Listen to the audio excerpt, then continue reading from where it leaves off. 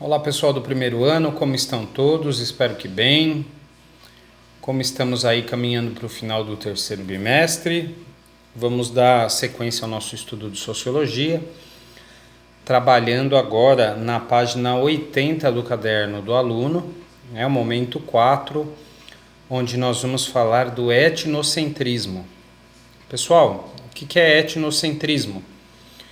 O etnocentrismo ele é baseado na visão de que aquilo que é meu, aquilo que é do meu grupo, aquilo do grupo do qual eu faço parte, é melhor do que o grupo dos outros, tá? Então, se eu sou branco, como exemplo, tá? Se eu sou branco, faço parte do grupo de descendentes de pessoas europeias, eu sou melhor do que pessoas descendentes de pessoas que vieram da Ásia, por exemplo. Isso é uma visão etnocêntrica, tá bom? E aí a gente acaba achando que os outros são esquisitos, estranhos, inferiores, puramente baseado por uma suposição, por uma visão etnocêntrica. É um aspecto cultural, tá? Então essa visão etnocêntrica nós temos que evitar ao máximo, porque ela não condiz com a realidade, certo? Vamos lá. No nosso livro aí do aluno, no caderno do aluno, na página 80, nós temos um textinho que vai nos ajudar a entender um pouquinho melhor o que é o etnocentrismo, tá bom? Eu vou ler, depois vocês leiam de novo em casa, acompanhem para a gente poder realizar as atividades, tá certo? Então, o etnocentrismo é a postura segundo a qual avalia-se os outros povos a partir da própria cultura. Nesse sentido, todos nós somos etnocêntricos, uns mais, outros menos. O problema do etnocentrismo é que ele não nos permite compreender como os outros pensam, já que, de antemão, eu julgo os outros conforme os meus próprios padrões, de acordo com os meus próprios valores e as ideias partilhadas pela minha cultura. Olha só. E isso é um problema quando se quer compreender o outro, quando se quer pensar sociologicamente. Nós vimos que as culturas, nós vimos que as diferenças é que formam o grande caldeirão cultural que nos enriquece. Então, eu não posso achar que a minha visão, que o meu modo de ver, o meu modo de pensar é o único e é o melhor do que o do outro. De forma alguma, né? Logo, gente, o etnocentrismo é uma postura que nós devemos evitar. Na antropologia, que é uma ciência tal qual a sociologia, que estuda as pessoas, há um recurso metodológico para isso, e ele tem a ver com uma atitude mental que os pesquisadores adotam diante do problema. O antropólogo deve tornar exótico o que é familiar e tornar familiar o que é exótico. Olha que coisa interessante. É como se eu absorvesse aquilo que eu aprendi do outro e que a princípio eu posso achar estranho, diferente, e tornar estranho diferente aquilo que eu já tenho de mim mesmo.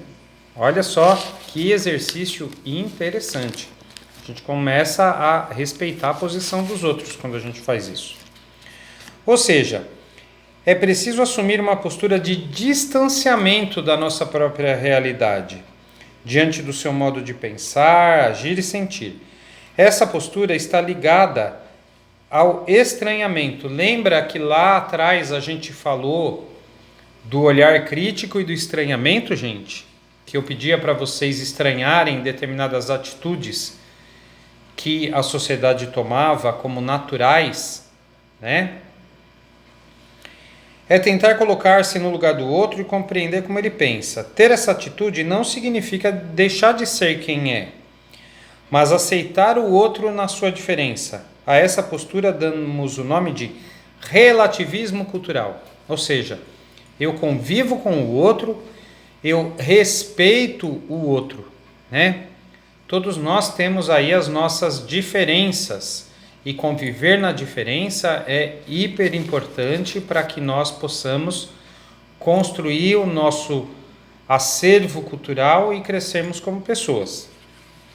O relativismo cultural é a postura segundo a qual se procura relativizar a maneira de agir, pensar e sentir e, assim, colocar-se no lugar do outro. Relativizar significa estabelecer uma espécie de distanciamento ou estranhamento diante dos seus valores, para conseguir compreender a lógica dos valores do outro. Se quisermos realmente compreender o outro, devemos ter consciência disso e adotar, na medida do possível, o relativismo como uma postura metodológica que ajude a nos desvencilhar do etnocentrismo que está presente na gente, tá bom? Essa atitude não é fácil, pois são poucas as pessoas dispostas a questionar ou a deixar de lado a sua maneira de agir, pensar e sentir, ainda que momentaneamente para tentar compreender o outro. Olha como é importante os exercícios que eu venho propondo para vocês desde lá do começo do ano, né? Uma das razões mais importantes para termos uma postura etnocêntrica está ligada ao medo, gente. Ao medo do outro. E, acima de tudo, ao medo de nós mesmos, tá? Mas por que isso está ligado ao medo? Porque quando dizemos que o outro é inferior, automaticamente nos colocamos em uma posição de superioridade. E se somos superiores, somos os corretos, somos os melhores. Gente, ninguém é melhor que ninguém. Uma pessoa pode até saber um pouquinho mais sobre um assunto do que o outro, mas aquele outro sabe um pouquinho mais sobre outro assunto que eu não sei, mas ninguém é melhor que ninguém. Tenham sempre isso em mente, tá certo? Logo, não precisamos questionar nossa maneira de agir, pensar ou sentir, pois quando olhamos o outro e procuramos genuinamente compreendê-lo na sua diferença, muitas vezes não olhamos somente para esse outro, olhamos para nós mesmos e descobrimos que somos iguais. E por que nós não queremos fazer isso, gente? Porque aceitar o outro na sua diferença leva muitas vezes a refletir sobre a nossa própria existência. E nem sempre estamos preparados ou simplesmente não queremos rever ou repensar o nosso ponto de vista. Gostamos de achar que esse ponto de vista é o único possível, pois assim esquecemos que é somente uma possibilidade entre outras. Com isso, fugimos da responsabilidade de pensar sobre as escolhas que fazemos. Olha só, dizendo que não temos escolha, ou que o mundo deve ser assim, ou que sempre foi assim, ou que não há o que mudar, e que o diferente está sempre errado, é sempre inferior. Olha lá a gente trabalhando no automático, e não pode. Precisamos desnaturalizar, precisamos achar estranho as coisas para nos colocarmos no lugar do outro para compreendê-lo.